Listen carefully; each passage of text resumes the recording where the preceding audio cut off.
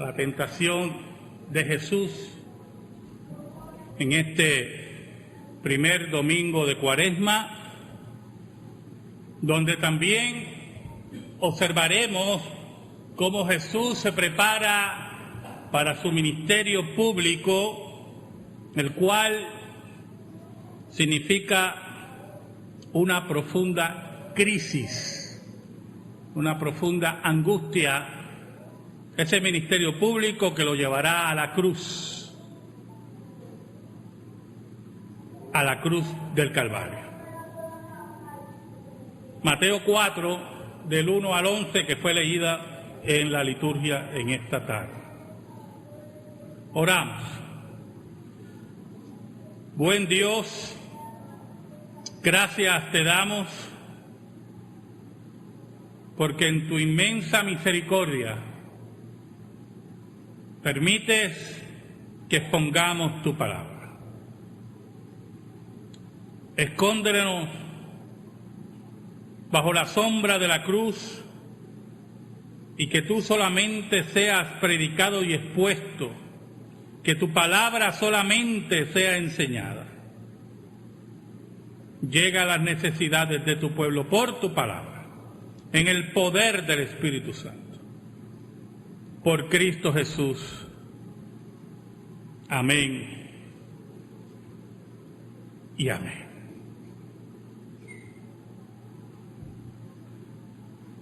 Cuando hablamos de tentación, hablamos en la vida del creyente, principalmente en la vida del creyente, de profundas pruebas, de profundas batallas. Y por medio de la tentación de Jesús, podemos descubrir, podemos inquirir y podemos entender varias de las estratagemas de Satanás para destruir la vida del creyente.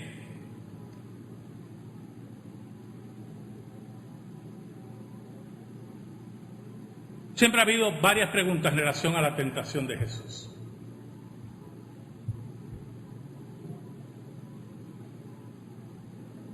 Siempre ha habido las mismas preguntas. ¿Era posible que Jesús cediera a la tentación?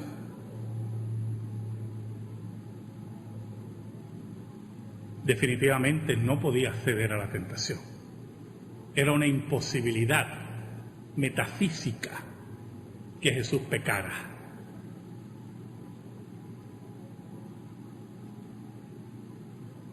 Es una imposibilidad para Dios pecar. Por lo tanto, eso lleva a la segunda pregunta. Si no podía pecar, ¿era real la tentación? ¿Por qué Satanás lo tienta? Y como no vamos a dar un discurso aquí teológico, podemos centralizarnos en Satanás y el problema del pecado. El pecado siempre será retante, hermano. Retante a Dios, retante a la santidad, retante a la ley de Dios. Satanás sabe que sus días están contados, como dice Apocalipsis, sabiendo que le queda poco tiempo.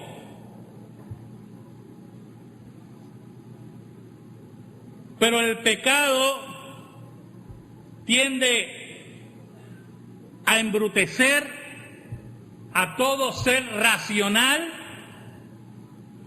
y el pecado tiende a retar la ley de Dios. La incursión de Cristo en la historia humana hace que Satanás vea que el plan de Dios para definitivamente destruir su reino estaba llegando a su culminación. Por lo tanto, Satanás mueve todos sus huestes para detener ese plan. Es su naturaleza odiar a Dios. Es su naturaleza ir contra el plan de Dios. Es parte del plan de Dios y el decreto ir contra el propio plan de Dios.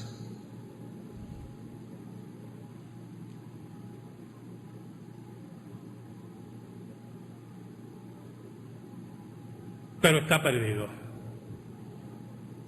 Por lo tanto, cuando Jesús entra en este ayuno de 40 días y 40 noches, tenemos que ver varios aspectos.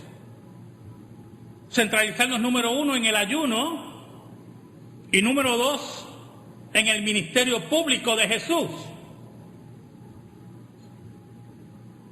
Si empezamos con el ayuno, vemos que el ayuno es para enfrentar crisis.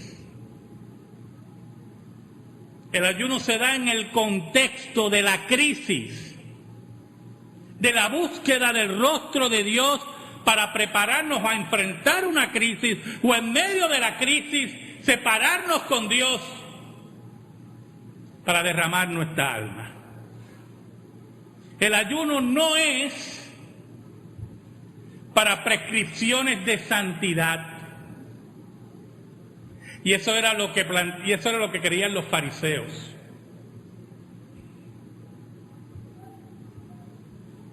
Ayunaban 2 veces en la semana.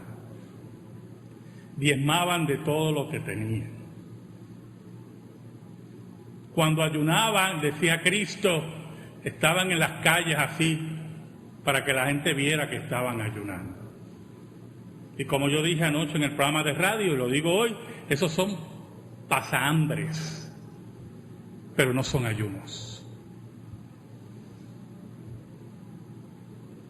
Por eso cuando usted oye de gente que dice, no, nuestra iglesia ayuna, yo conocí iglesias que ayunaban todos los domingos, yo la verdad no entiendo, pero dejando eso al lado,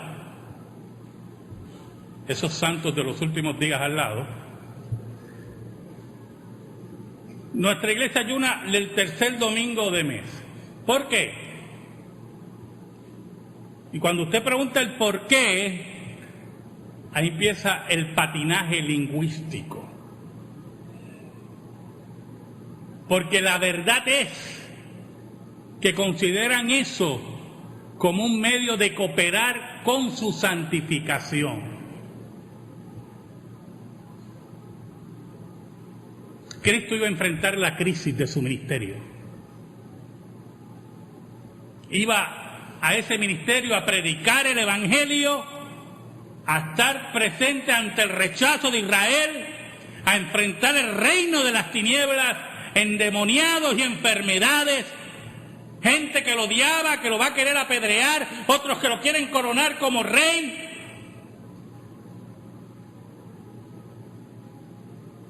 Y Cristo entra en ayuno por 40 días y 40 noches.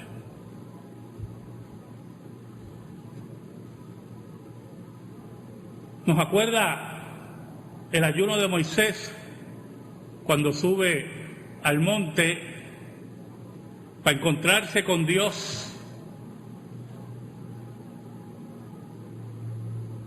Cara a cara con Dios, para recibir la ley de Dios.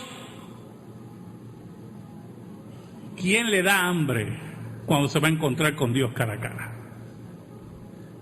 Se puede enfermar de los nervios, pero hambre no le va a dar. Se lo puedo asegurar. ¿Quién, hermano? Así estaba Cristo ante el cuadro de enfrentar su ministerio.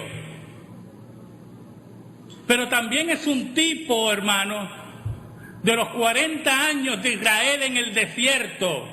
Cristo estuvo 40 días y 40 noches en ayuno en el desierto, y así estuvo Israel 40 años en el desierto,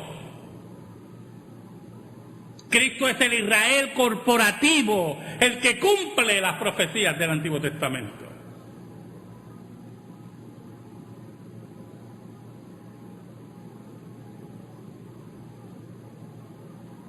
Después que llega el final de los 40 días, la Biblia dice que Cristo tuvo hambre. Y aquí entramos en el primer aspecto de la tentación de Cristo. Primer aspecto de la tentación de Cristo. Satanás va a conocer tu debilidad. Y Satanás conocía cuál era la debilidad de Cristo en su condición humana. Tenía hambre. Cristo va a su condición humana, a su necesidad humana. Lo interesante es de esta tentación, muy interesante, es que si usted estuvo atento a la liturgia, la caída de Adán fue por comida también.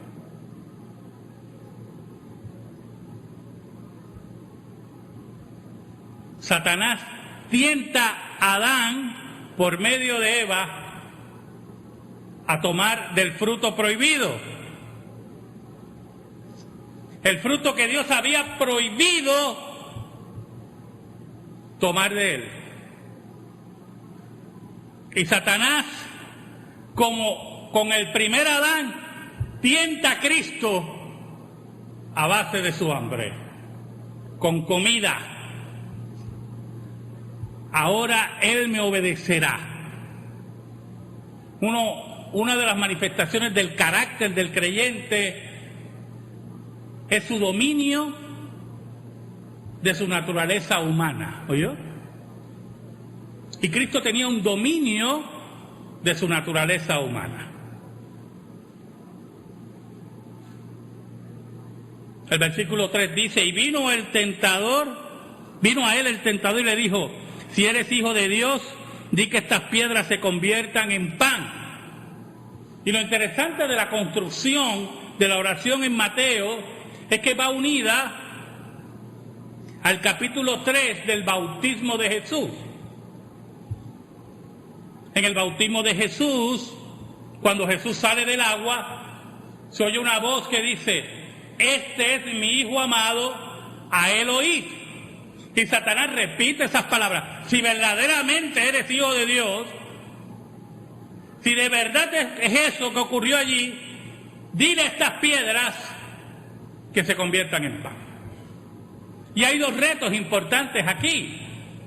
Si de verdad eres hijo de Dios, yo lo pongo en duda, tratando de engañar a Cristo y al mismo tiempo utilizar el hambre para que obedezca a Satanás, para que Cristo no se someta al Padre y haga una demostración burda de sus poderes. Porque yo quiero que usted entienda algo.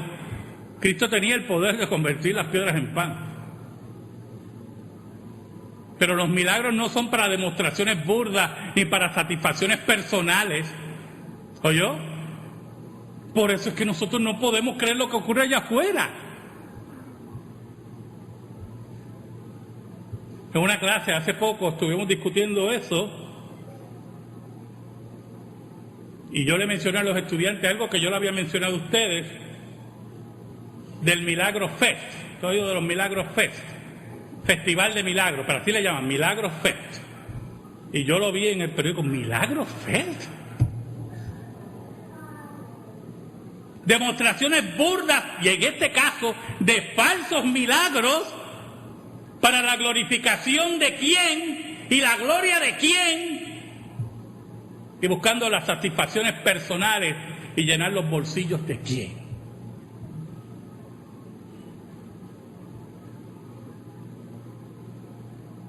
Satanás reta la convicción de Cristo, que es el Hijo de Dios, por medio de su hambre.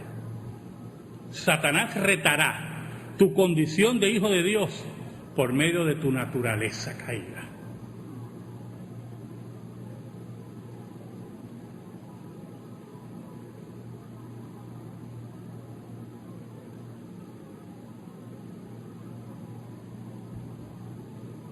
¿Qué tentación para Cristo? Y vaya entendiendo la tentación de Cristo. ¿Qué tentación para Cristo demostrarle a Satanás que Él era el Hijo de Dios? Pero Cristo estaba aquí no para obedecer a Satanás.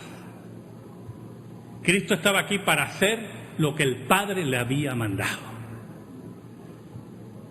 No para demostraciones burdas, como dije anteriormente, de milagros. No para ceder a su hambre, sino para glorificar a Dios y obedecer la palabra. La tentación siempre será engañosa. La tentación buscará la forma de convencerte. ¿Qué de malo hay que te alimentes después de 40 días? ¿Tienes hambre? Es lo lógico.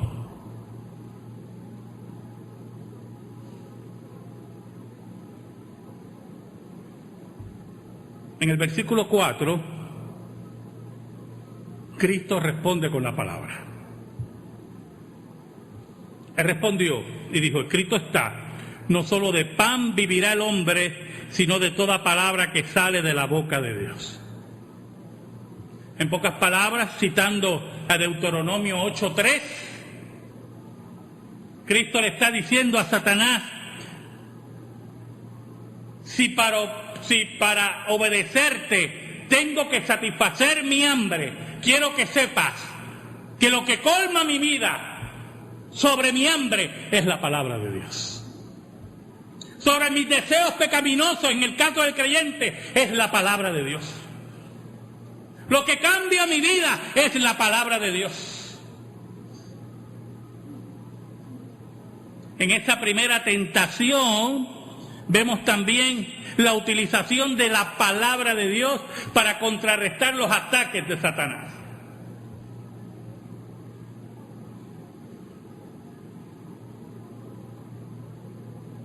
Y aparentemente Satanás no esperaba ese golpe.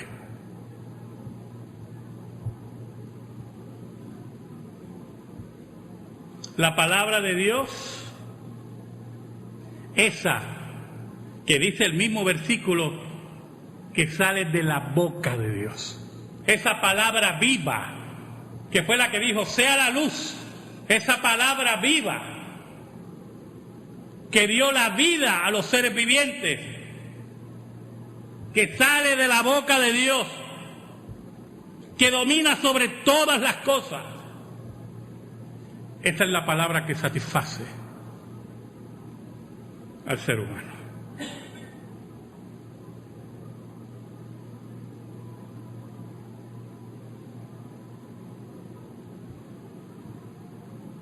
En el versículo 5, Satanás entonces cambia de estrategia.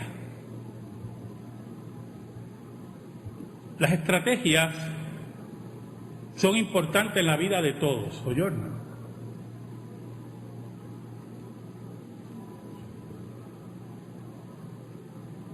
Hace poco compartía con algunos de ustedes cómo Dios le dijo a Josué que un pueblo en particular, si no me equivoco, el pueblo de Ai, Dios lo había entregado en sus manos, que saliera a conquistarlo, que ya estaba entregado por Dios en las manos de Josué y el ejército de Israel. Pero eso no impidió que Josué utilizara estrategias militares. Y dice la Biblia que Josué salió y le dijo, se llevó un puñado de hombres y dijo, vamos a ponerlos frente a la ciudad y cuando nos vean vamos a empezar a huir de ellos para que crean que estamos huyendo de ellos, se van detrás de nosotros. Pero detrás de la ciudad va a estar el grueso del ejército. Y cuando ellos salgan de la ciudad y la abandonen, el ejército entrará. Y dice la Biblia que Josué llegó frente a la ciudad y dio aviso y los hombres de ahí lo vieron y salieron de la ciudad y ellos empezaron a correr y los hombres, mira, ya los tenemos, están huyendo, pero el ejército de Israel estaba detrás de la ciudad y entraron y cuando ya estaban lejos dice la Biblia que los enemigos de Israel miraron y la ciudad estaba en humo y ya era tarde y cuando volvieron a mirar a Josué, Josué venía sobre ellos Y ellos empezaron a huir, pero estaba el otro ejército por acá y los aplastaron como un emparedado. Pero Dios le había dicho que ya le había entregado esa ciudad. Y eso no impidió que Josué hiciera estrategias militares. ¿Sabes, hermano? A nosotros no nos queda la menor duda. A mí no me queda la menor duda que vamos a ser glorificados. Cristo venció en la muerte, Cristo venció en la tumba vacía y nuestra salvación está segura. Pero Satanás utilizará estrategias contra ti y tú vas a tener que utilizar la estrategia de la palabra de Dios contra él. La perseverancia en la vida del creyente, en la oración, en el estudio bíblico, en la asistencia a la congregación. Porque aunque tu victoria está segura, las estrategias nunca están descartadas. Por eso Satanás cambia de estrategia.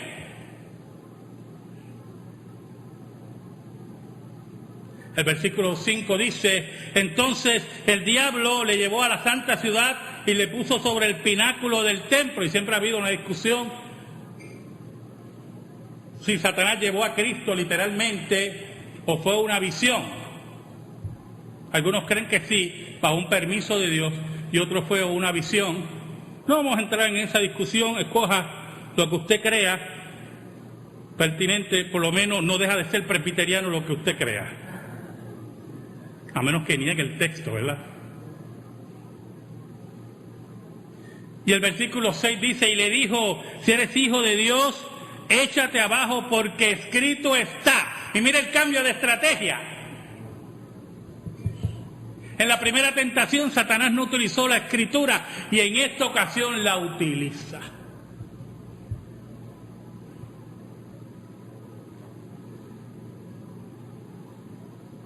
Y en esta segunda tentación aprendemos algo, un principio básico de hermenéutica que Cristo utiliza. Qué terrible cuando utilizamos mal la escritura, hermano. Qué terrible cuando no vemos toda la revelación. Qué terrible cuando somos biblicistas y no somos bíblicos.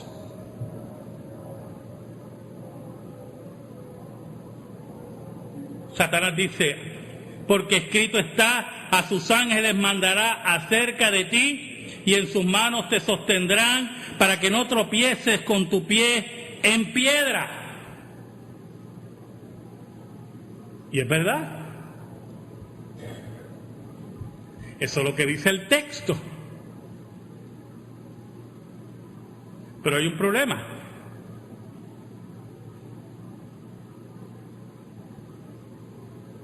¿Cómo comienza Satanás? Si eres hijo de Dios, nuevamente reta al Padre. Por ahí oí decir, por ahí dijeron que tú eres el hijo de Dios. Y yo pongo reto a ese título. Por lo tanto, como citaste la Escritura, yo te voy a citar la Escritura. Pero hay un principio hermenéutico que utiliza Cristo aquí, y es que una escritura oscura es iluminada por una clara. Por eso nosotros tenemos que ver todo el texto, todo el contexto de la escritura. Cuando nos encontramos con un pasaje difícil, cuando nos encontramos con un pasaje oscuro, tenemos que ver todo el testimonio. Un pasaje muy famoso que se utiliza en contra de la deidad de Cristo es cuando Cristo dice: el Padre es mayor que yo. Entonces los enemigos de la deidad de Cristo dicen: tú ves, Cristo no es Dios, porque Él dice que el Padre es mayor que yo. Pero como cuando usted ve toda la Escritura y va a Filipenses 2 y lee que Cristo se vació como ser humano, se humilló, se hizo hombre y menos que los hombres, y que al mismo tiempo en esa condición humana Cristo se humilla a sí mismo hasta la muerte y muerte de cruz. Y por lo tanto, como ser humano, Cristo ¿qué? Se cansaba. Cristo tenía sed. Cristo le daba sueño. Como ser humano, Cristo no sabía todas las cosas.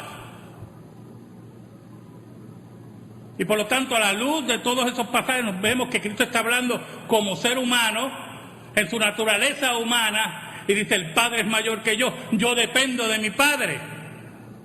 Nada tiene que ver con su deidad. Así ocurre en este pasaje. Satanás va a utilizar la Escritura contra ti. Oye, la Biblia dice que los cristianos no pecan. Y tú estás ahí totalmente derrotado. Oye, tú eres un hijo de Dios de verdad, y mira. Y Satanás utilizará la Escritura y atacará, ya tú sabes dónde, a tu mente. A tu mente. Si eres hijo de Dios, tírate, porque Él mandará a sus ángeles, la Escritura lo dice. Y Cristo, que sí conoce la Escritura, en el versículo 7 le dice, Jesús le dijo: escrito está también. Y es muy importante esa palabra. Le está diciendo: estás tomando la Biblia incompleta. La estás malinterpretando. No solamente la estás malinterpretando, la estás utilizando para el mal, para el pecado.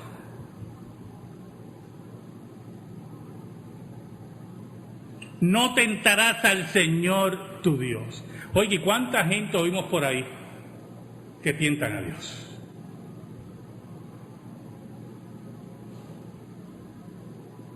¿Cuánta gente, hermano, tientan a Dios? Voy a coger este carro, paga tanto, olvídate, el Señor va a proveer.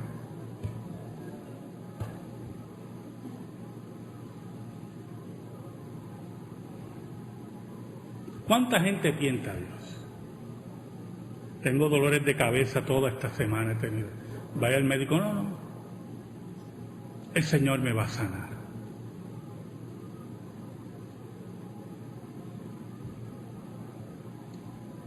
Varón, no tome por esa carretera, mira, haya habido asaltos, el Señor me va a cuidar.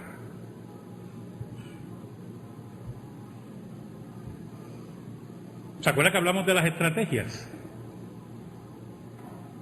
¿Sabe algo, hermano? Dios le ha dado a usted una sabiduría que usted tiene que utilizar. Si usted no la utiliza, usted está siendo negligente y está tentando a Dios.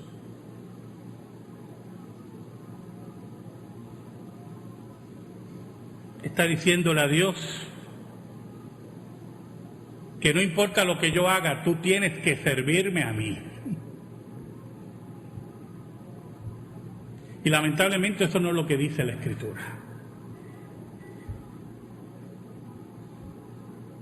La Escritura dice que nuestra confianza en Dios debe ser verdadera,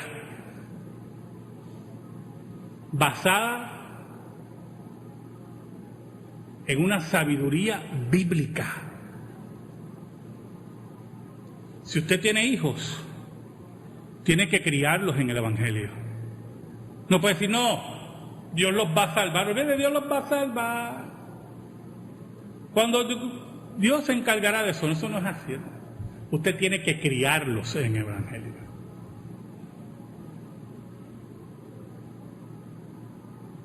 Si usted tiene un trabajo, mire, hace poco conocí una persona, hace poco no, lleva un año, que nos dijo a mi esposa, a mí, que había dejado su trabajo porque Dios había revelado que tenía que poner un carrito, ¿sabes los carritos esos en los centros comerciales? como dice en Castilla la Vieja, los moles. Y la persona diciéndome, y yo en pánico por completo, yo. Pánico. Y yo, ajá, sí, ¿y dónde usted trabajaba? Entonces me dijo dónde era, y más en pánico estaba. Un buen trabajo. Hace poco estuve hablando con esa persona. Ya ha pasado casi un año. Sigue en el centro comercial. Pero me dijo estas palabras. Escúchela.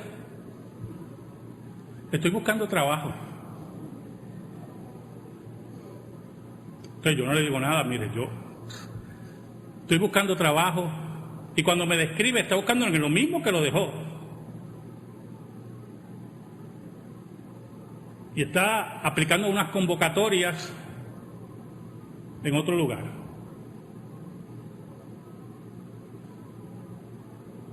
Yo no le quise decir nada, ¿verdad? Porque no le voy a dar más carga de la que tiene.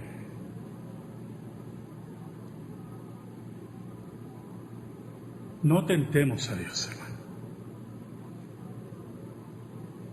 Tentó a Dios. Y yo creo que su tentación a Dios fue basada en la ignorancia bíblica, ¿verdad? Y en la ignorancia religiosa que rodea a esa persona. Pero usted ve que Dios no le habló. Tomó el nombre de Dios en vano también.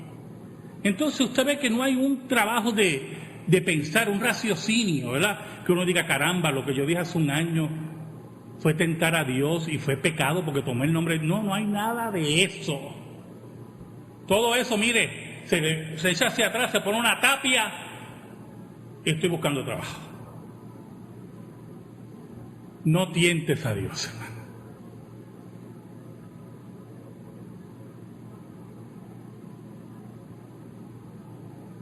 Satanás quería que Cristo tentara a Dios, que lo obedeciera. Tú no eres el que conoce la Escritura, pues escrito está. Y Cristo le dijo, no, el problema es que tú eres el que no conoce la Escritura.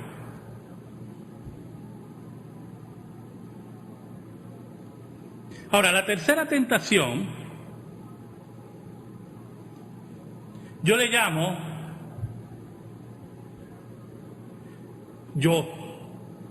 una tentación barrecampo. ¿Usted sabe lo que es un barrecampo? En el boxeo, lo que le gusta aquí el boxeo, a mí no me gusta mucho, usted sabe que a mí no me gusta mucho el boxeo. No digo que no me gusta porque he visto pelear, por favor. Pero ven dos hombres ahí arrancando, no entiendo, pues cada cual. En el boxeo hay peleadores que se ven así como perdidos, de momento sacan un barrecampo y dan donde tienen que dar. En el mentón, y usted ve que al otro, y yo he visto eso a cada rato, hermano. Gente perdida ya. Perdida. Satanás utiliza esta tercera tentación como un barrecampo. Satanás se quita la máscara en esta tercera tentación. Y quiero que sepas lo siguiente, hermano. Bienaventurado el varón, dice la Biblia, que resiste la tentación. Si tú resistes la tentación, tarde o temprano vas a ver todos los trucos de Satanás frente a ti. Dice la Biblia, otra vez le llevó el diablo a un monte muy alto y le mostró todos los reinos del mundo y la gloria de ellos. Y le dijo, todo esto te daré si postrado me adorares. Muchos preguntan si Satanás llegó a Cristo a un monte muy alto. En Israel no hay montes muy altos, ¿yo?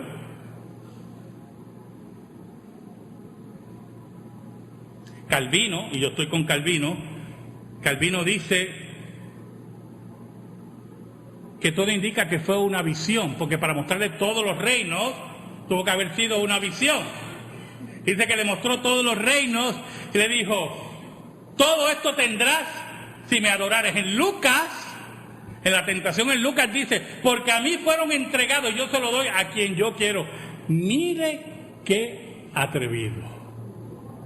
Por no decir qué bruto. ¿Y por qué digo que es un barrecampo? Porque Cristo sabía que Satanás no es dueño de nada, que es un mentiroso y padre de toda mentira, que él no puede entregar lo que no le pertenece.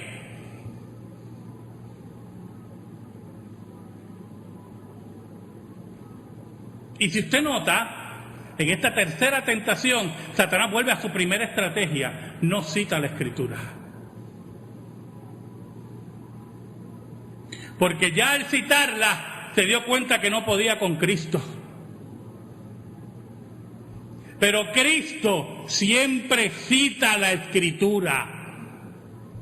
Y nosotros tenemos que tener eso claro. La Escritura es la espada del Espíritu.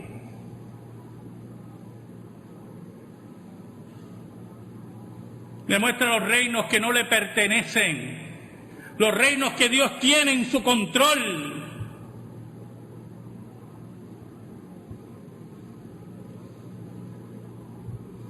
Cristo le dice, entonces Jesús le dijo, vete Satanás, porque escrito está, al Señor tu Dios adorarás y a Él solo servirás.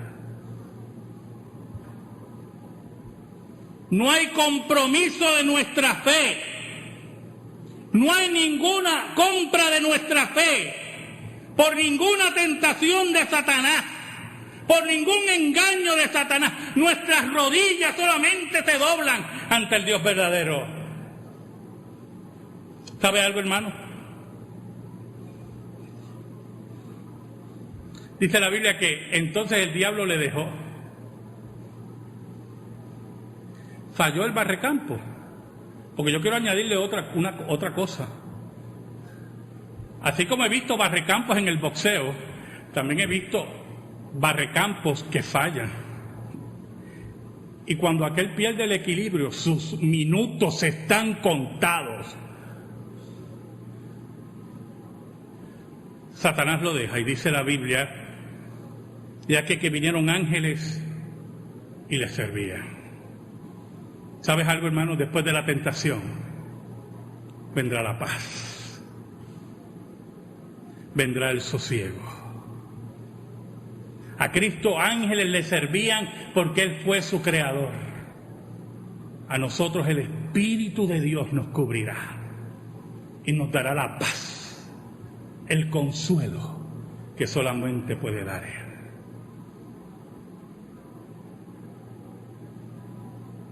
Nunca, hermano, nunca pierdas la fe, aunque en un momento en tu vida resbales ante la tentación. Porque a diferencia de Cristo, la Escritura dice, 7 veces caerá el justo y 7 veces Jehová lo levantará. Amén. Gracias te damos, Señor. Gracias te damos por tu palabra, única regla de fe y conducta.